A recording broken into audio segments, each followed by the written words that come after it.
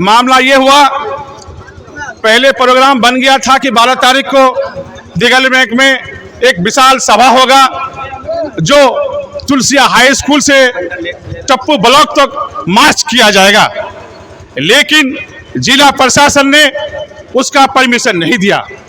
उनका कहना हुआ कि अगर लंबा प्रोटेस्ट करते हैं या धरना या जुलूस निकालते हैं उसके लिए आपको समय देना होगा, उसके लिए हम लोग 20 तारीख के बाद परमिशन देंगे। उसके बाद ये तय हुआ मुखिया मेराज साहब से और जैद बाबू के मेरा रिक्वेस्ट था कि भाई लोगों को जब जानकारी हो गया है तो कम से कम एक नुक्कड़ सभा प्रचार प्रसार के लिए कर दिया जाए, तो 20 तारीख को हम लोगों को किशनगंज पहुंचना है, उसके लिए लोगों को जानकारी हो जाएगा।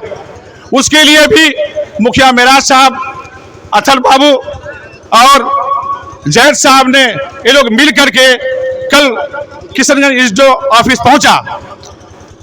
एसडीओ साहब इस नुक्कड़ सभा का भी परमिशन नहीं दे रहा था। मुखिया मेराज साहब ने फोन किया कि चेयरमैन साहब आनाकानी कर रहा है और परमिशन देने से आनाकानी कर रहा है, वो परमिशन नहीं देना चाह रहा है। तो मैंने उनको कहा कि आप फोन रखिए, मैं बात करता हूं एसडीओ साहब से। मैंने एसडीओ साहब से बहुत हॉट टॉक में बात किया कि एक मेरा मौलिक अधिकार है, आप किस ग्राउंड में हमको रोकना चाहते हैं? आपको परमिशन देना है, ठीक है, आपकी बात को हमने रख दिया कि तुलसिया से लेकर के टप्पू तक आपको जुलूस नहीं निकालना है, आपकी बात को मैंने मान लिया। तो आपने क्यों इसको आप लोग नुक्कड़ सभा को आप लोग परमिशन देने से रोक रहा है? मैंने उसको ये किया कि नहीं, ये नहीं चलेगा एसडीओ साहब, आप बाइज्जत आप परमिशन दे दीजिए, आपको परमिशन देना पड़ेगा, कानून के तहत परमिशन देना पड़ेगा, ये मेरा हक है, ये मेरा डेमोक्रेसी अधिकार है। तब उन्होंने कहा कि ठीक है चेयरमैन साहब, जब आप बोलते हैं तो आपको जिम्मेदारी लेना पड़ेगा। मैं जिम्मेदारी लेता हूं दिगल बैंक का, आपको जिला प्रशासन को किसी तरह का डरने का जरूरत नहीं है, मैं जिम्मेदारी लेता हूं, आप परमिशन दीजिए। तब मेरे कहने पर एसडीओ साहब ने परमिशन दिया और मेरा साहब से बात हो गई कि आप लोग चले आइए, जैद बाबू से बात हो गई, आप लोग किशनगंज से लौट जाइए, आपका परमिशन मिल गया। हम लोग कल इसीलिए वो अफवाह में 4 बजे तक ये जानकारी नहीं था कि हम लोग को परमिशन मिलेगा। मुखिया अखिलेश साहब से बात हुई, अखिलेश साहब ने कहा कि नहीं, कल तो कोई बैठक नहीं है, चूंकि परमिशन तो मिला नहीं है। मैं मुखिया अखिलेश साहब को कहा कि नहीं, अभी एसडीओ साहब से बात हो गई है, आपको परमिशन मिल गया है, कल ही का तैयारी कीजिए, चूंकि किशनगंज जाना है 20 तारीख को, उसका तैयारी करना है, इसलिए ये छोटा सभा है, इससे मैसेज चला जाएगा, लोगों को जानकारी हो जाएगा। मैं वो आप लोगों को याद दिलाना चाहता हूं कि एनआरसी के मामले में, एनपीआर के मामले में आप लोग इसी प्रखंड ग्राउंड में आप लोगों को याद होगा 25,000 की आबादी में हम लोग यहाँ जमा हुए थे। क्या हुए थे कि नहीं हुए थे? लेकिन अफसोस के साथ ये कहना पड़ रहा है, हमको लगता है कि हम लोग से अंदर भी कुछ कमी हुआ, ऐलान नहीं हो पाया, लोगों को जानकारी नहीं हो पाया, नहीं तो यहाँ 25,000 आदमी हो ही जाता।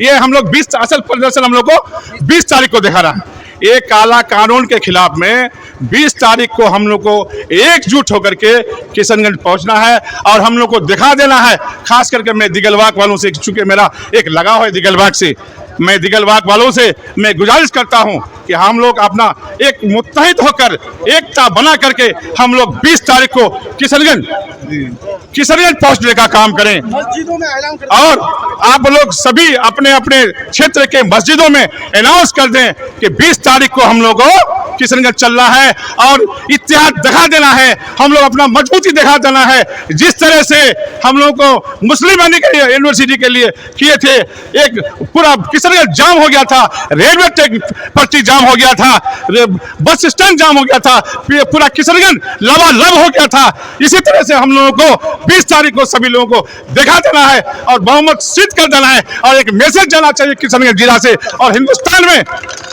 हिंदुस्तान में एक मैसेज जाना चाहिए और प्रशासन डर जाए, देख ले कि नहीं, वो लोग मानने वाले नहीं हैं।